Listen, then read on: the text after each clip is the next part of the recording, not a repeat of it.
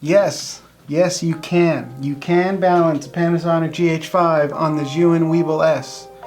You just need one thing. This. However,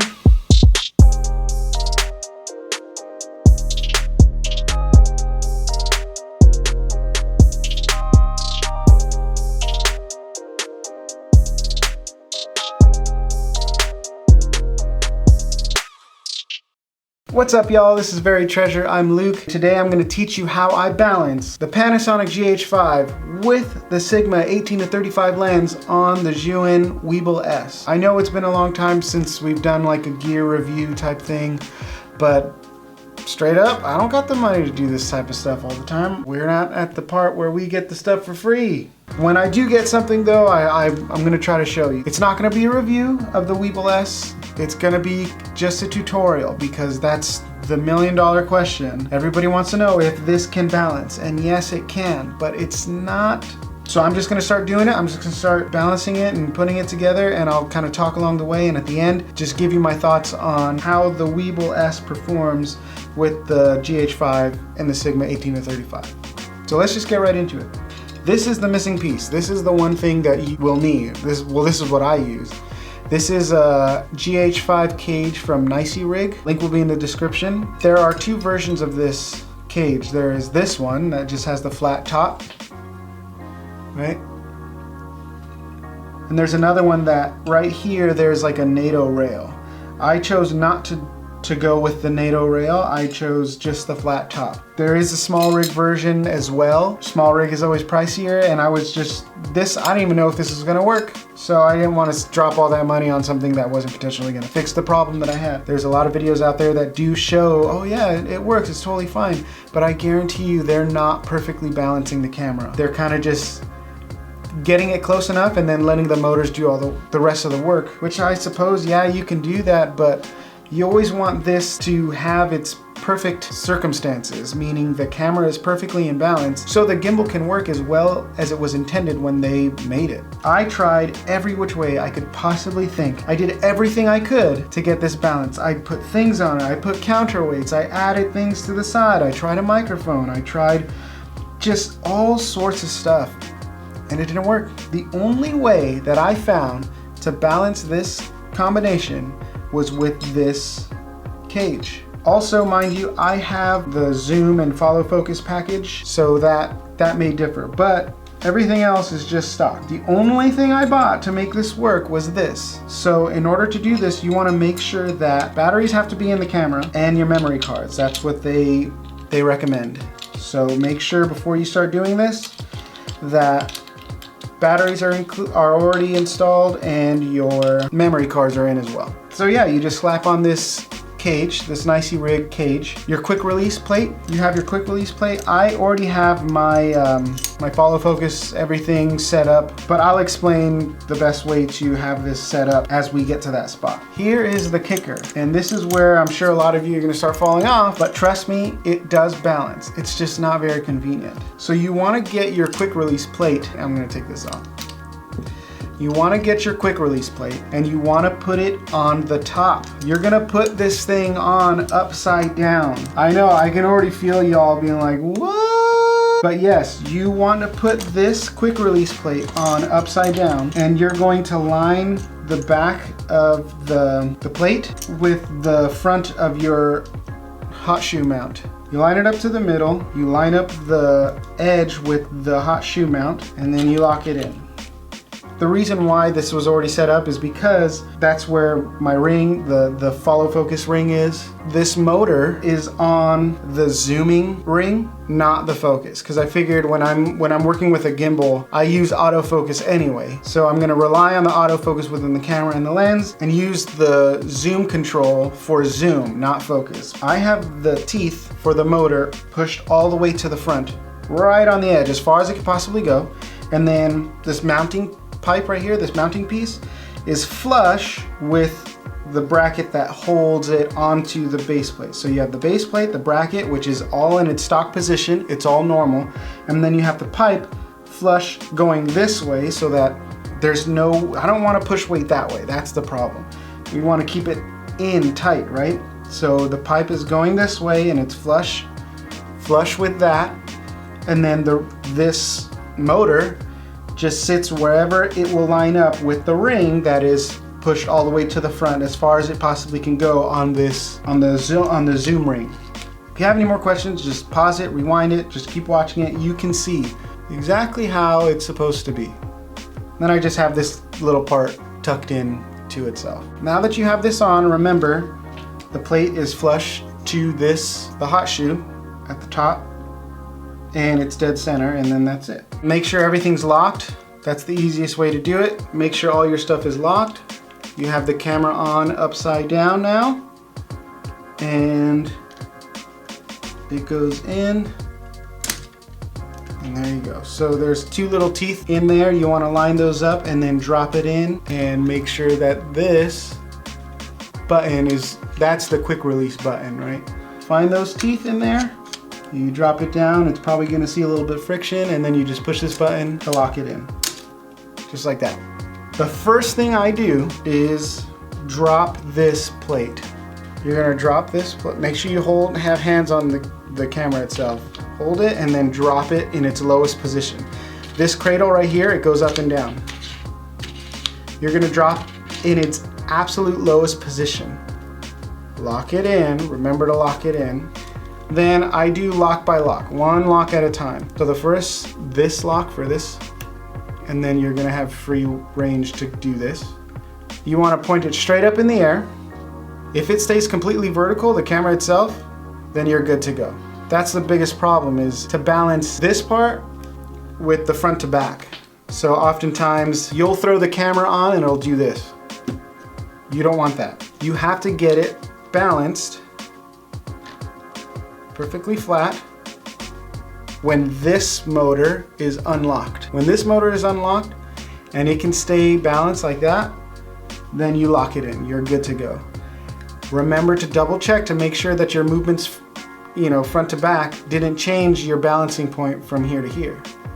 It should still be vertical. Then you have to worry about this motor. So go ahead and lock this motor up, since that's good to go.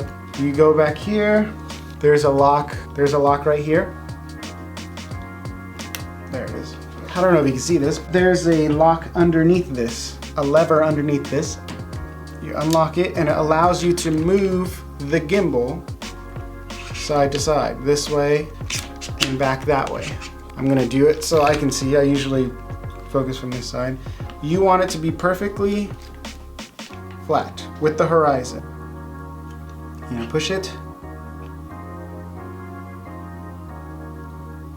And there you go. So now that's locked. I'm going to unlock this motor again and make sure that it's still balanced. So it's still balanced vertically. So it still balances vertically, still balances horizontally, and it still balances side to side. We're gonna keep going. A good way to tell if your gimbal is balanced is once it's there, you have these three positions locked, you can put it in any position and it stays there, because its center of gravity is just right in the center. It doesn't matter where you put it, it stays put. It stays put? It stays where it is. You could put it anywhere and it's gonna stay there. That's how you know your gimbal is balanced. The next and final balancing point, you lock this one again, you lock this one again, and then you loosen this final one. You loosen it. Okay, this is probably the weirdest one to figure out based on the instructions how, because the drawing is a little weird. So the way I found to make sure that this one is balanced is you unlock it, you turn the camera, the gimbal, you put it against your chest like this, and then it starts to turn. That means that there's too much weight going side to side on this arm right here. So you loosen up this knob right here, and since it was spinning towards this arm right here, I want to push it in. And these movements are gonna be very, very small. So you check it again, and there you go. It's balanced. See, now that it's there, it's not moving, which is what we want. And then you go and unlock your two other motors, and There you go, you're balanced. The Panasonic GH5 with the Sigma 18-35 lens on the Weebill S, completely balanced. Power on the gimbal, turns on. Calibrate the motors. You push the bottom part of this ring. You go to motor, you push right on the dial ring. You hit auto. You hit right again, and you let it do its auto tuning of the motors. It's gonna start shaking around a little bit. It's just sensing the weight of the camera and where that weight is. It says check OK. There you go. Balanced.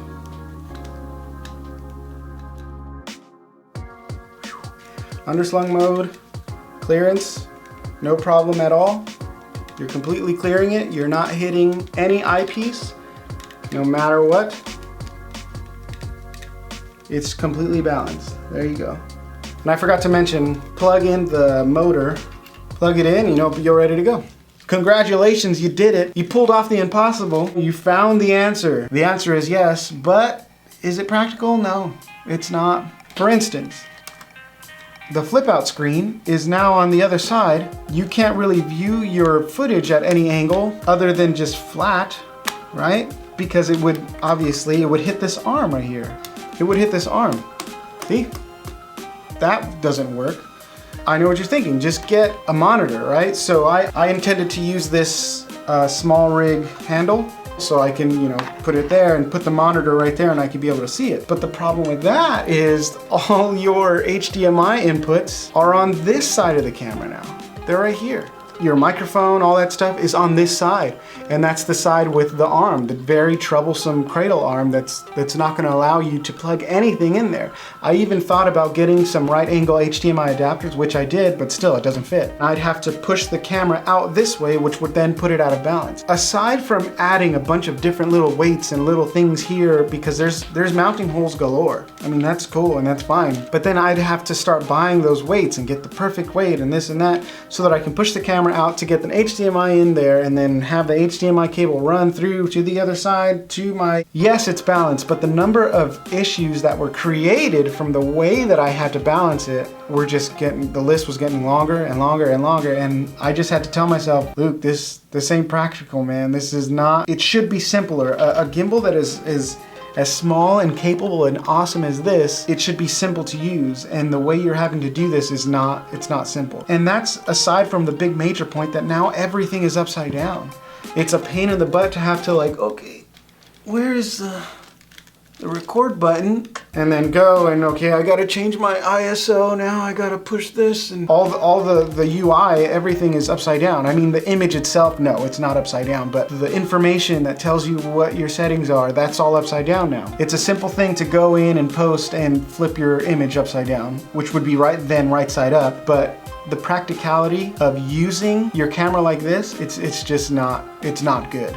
The reason why I wanted this gimbal in the first place was because it was so small and it was so powerful. It was they called it the tiny giant. You can put it in backpacks, you're traveling, and you can put heavy cameras on it. But the thing is, the GH5, yes, it's a heavy camera, and the 18-35 Sigma, they're heavy cameras and a heavy lens, but it's just the weight was just all in the wrong places. So the only way to get it balanced was to impede the gimbal's carrying cradle itself, and that would limit your ability to get into certain modes, specifically the underslung mode where you're holding it from the top, because it was gonna rub and hit. That was the biggest issue. With a small gimbal like this, it's just better because you can fit it into your camera bag. You can fit it without taking too much space and adding too much weight. So that's why I wanted this one, but it's just not functional for me, for what I was mainly shooting with. And this is the kicker. This is the thing that made it sting a little bit more. In those dark days where I was just struggling to get this combination balanced correctly,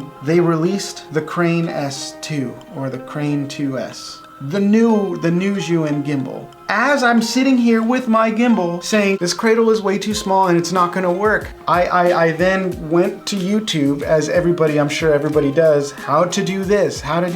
So not only did I find those videos that were not working for me, I also saw literally that day or the day before that Zhiyun released the Crane 2 S that has a bigger cradle, and it pretty much was solving all the issues I was having with this guy. And I was just like, of course, I wait all this time to save all this money, and I finally pull the trigger and buy this gimbal. 2 days later, they come out with a new one, which would be fine. That's fine. But I'm having issues with this one that I just bought, and this new one that literally just came out 2 days ago solves all those problems. Had I waited 2 more days, now this Zhiyun Crane 2S, yes, it's bigger. It's more powerful. It almost seems like it's overkill because people are putting reds, like cinema cameras, on that gimbal. So it is overkill for what I have right now. But I really, really like to purchase gear that kind of future-proofs me for a little bit. So yes, it's overkill now, but in the far future where I might have enough money to get a bigger, better, heavier cinema camera, it's good to know that my gimbal, which will be the Crane 2S, can carry that still. I mean, this was gonna be obsolete the moment I got a heavier camera than this. Come to find out, it was obsolete the moment I tried to put my camera on it. Yes, I was very bitter, but I was very happy to know that Zhiyun put out a gimbal that solves all my problems in the Crane 2S. So I will be returning this. I won't be doing a review of it. I mean, this was kind of a review, but it was more of an explanation as to how I got it balanced and why it doesn't work in this configuration. So I know this was weird. Also, I know that the camera quality hasn't been that great. If you've been watching the channel for a while, you know that I like to shoot in 4K. I like to have better clarity than this, better contrast, better image quality. But I only have this one camera. I only have the Gh5, so I had to pull out my old cameras. My Canon T3i is my B cam, and then my A cam, I actually had to borrow my dad's camera, the Canon T5i. So if you're wondering, I shot this on a Canon T5i with the kit lens, the 18-35 kit lens. Same thing with the T3i has a nifty 50 on it. Oh, there's a 50mm on it. Yeah, so I had to kind of go back and really think about how to set up these shots because I can't rely on the great image quality that's inside the Gh5 to pull this off. So don't think that this is normally how the channel looks, although I hope it doesn't look that bad. This might have inspired a future video tutorial on how to properly light your shots when you're using kind of a budget entry-level camera. You can pull stuff off and have it look pretty decent, with just proper lighting. So that might come in a future video. Other than that, here at this channel we do reactions, reviews, gaming stuff, and gear reviews and tutorials and stuff. So if you're interested in that, consider subscribing. That would really help us out. We're trying to grow this channel. We're still small right now, but we're trying to grow. And if you liked the video, if this information was helpful to you, drop a like. If there's anybody else that is having the same issue, share this video with them. I'm usually here with somebody else, Brandon. We're kind of a duo, so it's kind of weird signing off without Brandon here, but he'll be in the next one. Yeah, this just feels really weird. I'm just doing this by myself.